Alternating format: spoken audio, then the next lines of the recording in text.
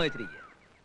ഇത്ര ചുരുങ്ങിയ സമയത്തിനുള്ളില് ഇഷ്ടപ്പെട്ട സ്ഥലത്തേക്ക് ഒരു ട്രാൻസ്ഫർ എന്നൊക്കെ പറഞ്ഞു കഴിഞ്ഞാൽ അത് ആഭ്യന്തരമന്ത്രിയുടെ ഡ്രൈവർ നമ്മൾ അലിയച്ചാരാണ് സാർ. ഒരു ട്രാൻസ്ഫറിനെങ്കിലും പ്രയോജനപ്പെട്ടില്ലേ പിന്നെ പണ്ട് പെങ്ങളെ കെട്ടിച്ചോടത്തോണ്ട് എന്താ കാര്യം? അതെ ശരിയാ. മണ്ണ് ഇത്ര ഇട്ടാ മതിയോ സാർ? ആ മണ്ണ് കുറച്ചുകൂടെ വേണം. തെക്കേ മൂലയ്ക്ക് കുറച്ച് മണ്ണിന്റെ കുറവുണ്ട്.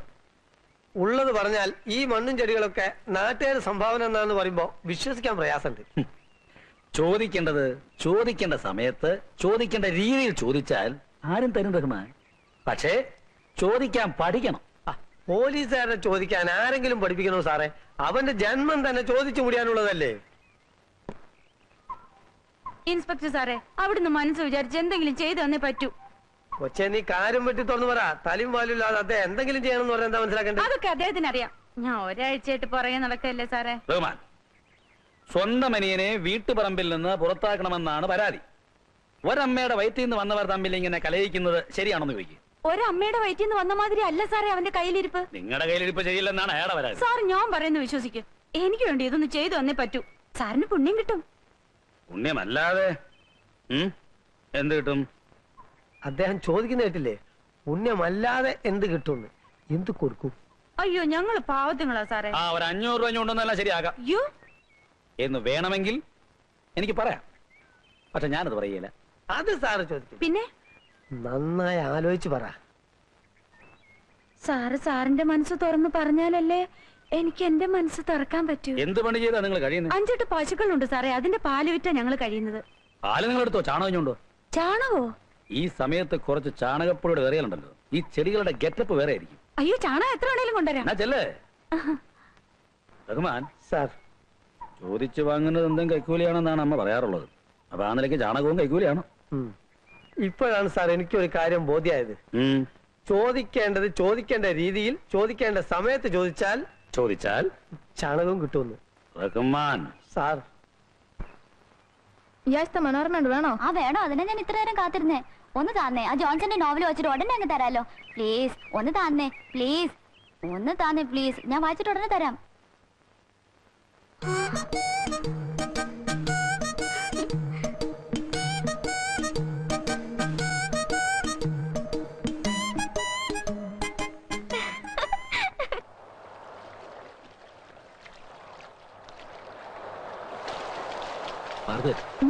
എന്ത് പറ്റി തനിക്ക്?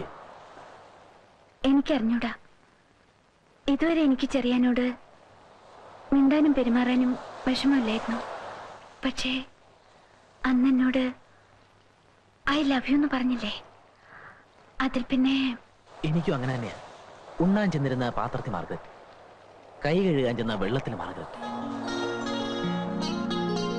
ചെറിയാനെ, എനിക്ക് ജീവിതത്തിൽ കിട്ടാത്തത് ഒന്ന് മാത്രമേ ഉള്ളൂ, സ്നേഹം. എന്റെ കയ്യിൽ സ്നേഹം ഇഷ്ടം പോലെയുണ്ട്. പക്ഷെ സ്വസ്ഥത അതൊരു തരി പോലും ഇല്ല. എന്താ ചെറിയാൻ ഇത്ര വിഷമം? ആ, വയസ്സ് ഇത്രയൊക്കെ ആയില്ലേ. ഇനി ഒരു ചെറിയ ബിസിനസ് തുടങ്ങണം. അതിനു മുമ്പ് കുറച്ച് സ്ഥലം വാങ്ങണം. ഒരു ചെറിയ കെട്ടിടവും വയ്ക്കണം. എന്നിട്ട് വേണ്ടേ മാർഗരറ്റിനെ കൂട്ടിക്കൊണ്ടുപോവാൻ. പക്ഷെ അതിനൊക്കെ ഉടനെ കുറച്ച് പണം വേണം. അതിനെപ്പറ്റി ഓർത്ത് വിഷമിക്കണ്ട. ആവശ്യമുള്ള പണം ഞാൻ തരാം. Thank you. എന്നാ നമുക്കൊരു സിനിമയ്ക്ക് പോവാം. ചെറിയാന് വേറെ ഒന്നും എന്നോട് പറയാനില്ലേ? ഉണ്ട്. വേഗം ചെന്നില്ലെങ്കിലേ ഷോ ഹൗസ്ഫുൾ ആയി പോകും.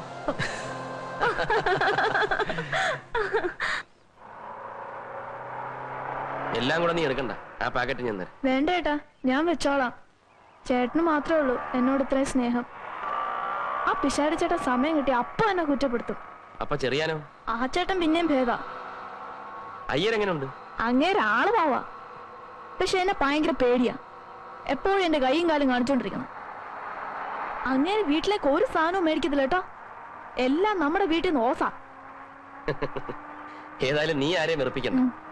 അവരെല്ലാം നിന്നെ പറ്റി നല്ലത് പറയുന്ന കേൾക്കാനാ എനിക്കിഷ്ടം. ചേട്ടനെന്ന് വീട്ടിൽ പോയിട്ട് ഇനി എന്ന് വരും? 2 ദിവസത്തിനുള്ളിൽ. വീട്ടിലാരൊക്കെ ഉണ്ട്? 2 കുഞ്ഞുങ്ങള്. യോ, ചേട്ടൻ കല്യാണം കഴിച്ചാണോ? കല്യാണമൊന്നും കഴിച്ചിട്ടില്ല, പക്ഷെ 2 കുഞ്ഞുങ്ങളുണ്ട്. എങ്ങനെയാന്നായിരിക്കും?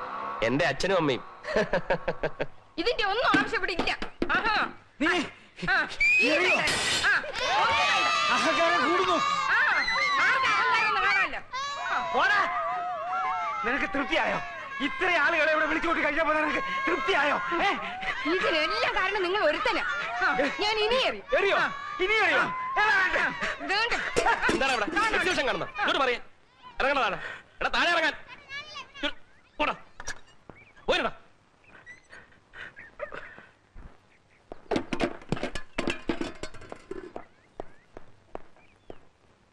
ഇന്ന് ഹരികഥാ കാലക്ഷേപം നേരത്തെ തുടങ്ങിയോ? എന്റെ അമ്മേ, എന്റെ അച്ഛ, എന്തിനാ എന്റെ മാനം ഇങ്ങനെ കപ്പൽ കയറ്റുന്നത്? 1950 എന്ത് സംഭവിച്ചെന്നാ?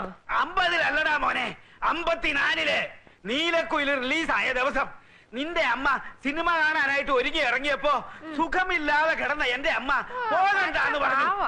അന്ന് കമാനൊരക്ഷരം മിണ്ടാതെ കണ്ണീര് ഒലിപ്പിച്ചു നിന്ന നിന്റെ ഈ അമ്മ ഇന്ന് നേരം വെളുത്തപ്പോ മുതല് ദംഷ്ട്രീ കാണിച്ച് എന്റെ നേരെ ചാടി കയറാണ്.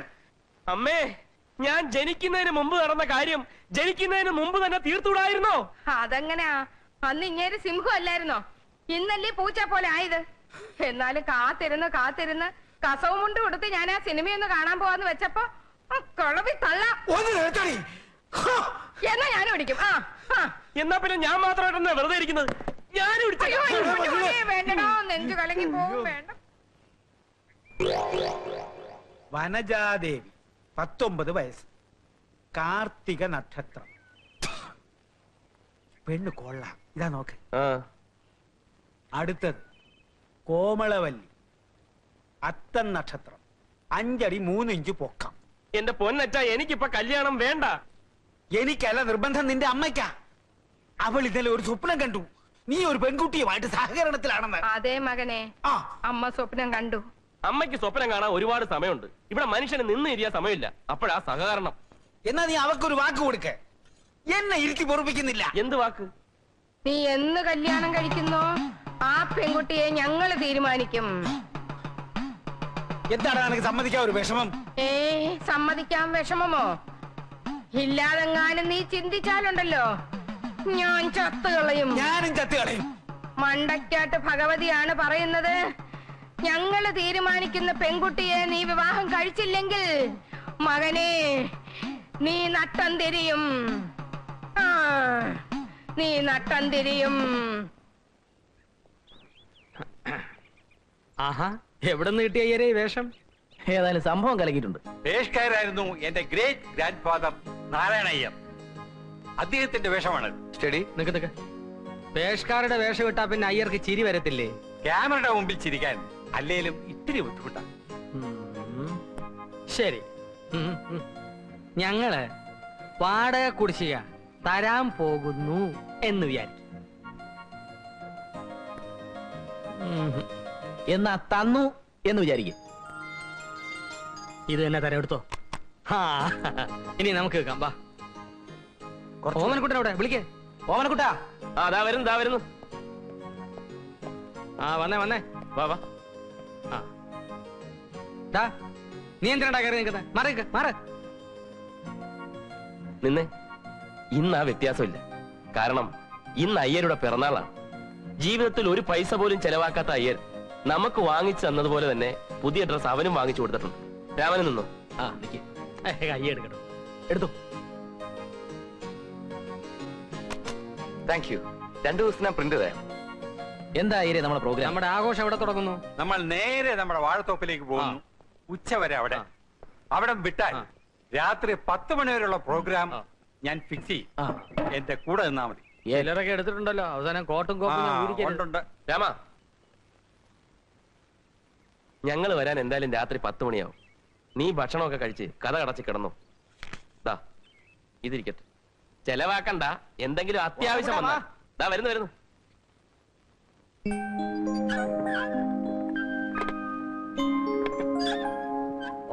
ഓമനക്കുട്ട പ്ലീസ് പറയുന്ന. നീ എന്തെല്ലാം കാര്യങ്ങൾ എന്നോട് പറഞ്ഞിട്ടുണ്ട്. ഞാൻ ഇതുവരെ അതൊക്കെ ആരോടെങ്കിലും പറഞ്ഞിട്ടുണ്ടോ? ഇത് പക്ഷെ അങ്ങനല്ല. ഓമനക്കുട്ട, നീ എന്നോടല്ലേ പറയുന്നത്? ആരോടും പറയില്ലെന്ന് സത്യം ചെയ്. ആരോടും പറയില്ല, സത്യം പറ. അയ്യരുടെ ബർത്ത്ഡേ കൊണ്ടാടാൻ പയ്യനെ വീട്ടിലാക്കിയിട്ട് ഞങ്ങൾ വാഴത്തോപ്പിലേക്ക് പോയി. രാത്രി 10 മണി കഴിഞ്ഞ് മടങ്ങി വരാനായിരുന്നു ആദ്യത്തെ പ്ലാൻ. വാഴത്തോപ്പിൽ തകർത്തോണ്ടിരുന്നപ്പോഴാ നമ്മുടെ MD-യുടെ ഓപ്പറേഷന്റെ കാര്യം ഞാൻ ഓർത്തത്. അവരോട് കൊണ്ടാടിക്കൊള്ളാൻ പറഞ്ഞിട്ട് കൃത്യം 5 മണിക്ക് ഞാൻ വീട്ടിൽ തിരിച്ചെത്തി.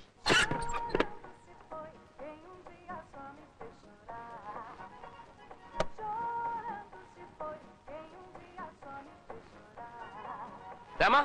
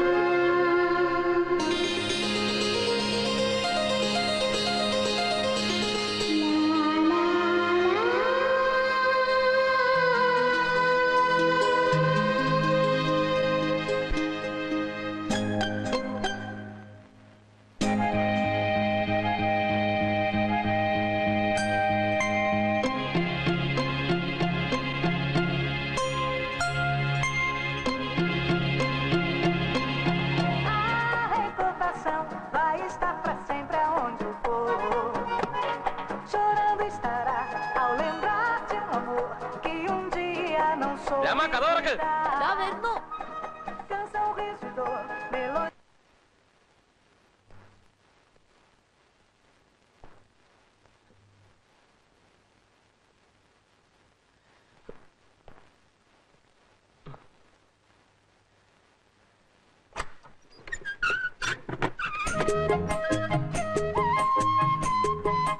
ചേട്ടൻ രാത്രി 10 മണിക്കേ വരുമെന്ന് പറഞ്ഞിട്ട് ദേ ചേട്ടൻ നല്ല വേർക്കുന്നു.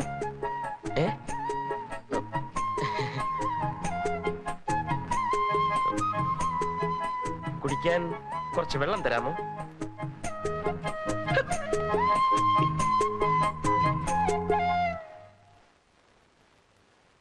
നീ ബാക്കി നടന്ന കാര്യങ്ങളൂടെ പറ. അയ്യര് സംഘം ആഘോഷം കഴിഞ്ഞ് തിരിച്ചു വരുന്നതിന് മുമ്പ് ഞാൻ അറിഞ്ഞ കാര്യം അവളെ ധരിപ്പിക്കണമെന്ന് എനിക്ക് ഒരേ ടെൻഷൻ. പക്ഷെ ഒരു കാരണം ഒത്തു കിട്ടണ്ടേ? ഒടുവിൽ ഒത്തു കിട്ടി.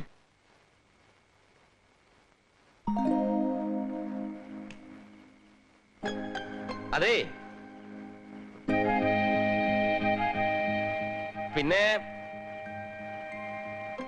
ലൈറ്റ് പോയി. ഒരു വിളക്ക് കിട്ടിയാൽ കൊള്ളാമായിരുന്നു. ആ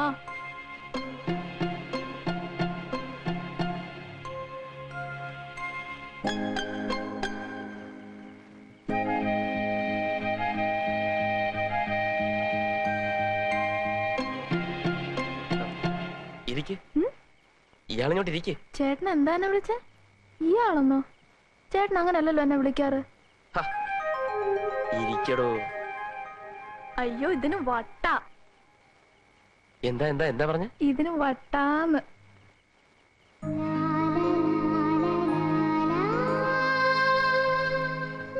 അയ്യോ, എനിക്ക് പേടി എങ്ങനെ ഇരിക്കാൻ. പിശാടി ചേട്ടൻ അങ്ങനെ വന്ന എന്നെ വെച്ചേക്കല്ല. അയാളോട് പോകാൻ പറ. ചേട്ടനല്ലേ പറഞ്ഞ എല്ലാരും ഒരുപോലെ സ്നേഹിക്കണം, അനുസരിക്കണം എന്നൊക്കെ? അത് അന്ന് പറഞ്ഞല്ലേ. ഇനി മുതൽ ഞാൻ പറയുന്നത് മാത്രം കേട്ടാ മതി. എന്ന് മാത്രമല്ല, അവന്മാരെ അത്ര അടുപ്പിക്കുകയും വേണ്ട. എല്ലാ ആവശ്യവും എന്നോട് പറഞ്ഞാ മതി. ഞാനല്ലേ ഇയാളെ ഇവിടെ കൊണ്ടുവന്നു. അയ്യോ, പാല്.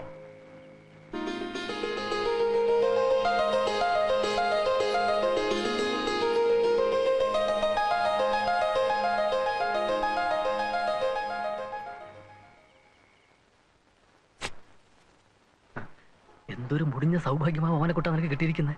ഒരു കൊച്ചു പെണ്ണിന് ആണിന്റെ വേഷത്തില്. ഭയങ്കര ഭാഗ്യം തന്നെ. പെണ്ണാണെന്നറിഞ്ഞിട്ടും ആണാണെന്ന് വിശ്വസിച്ചു കൂടെ കഴിയേണ്ട ഗതികേട്.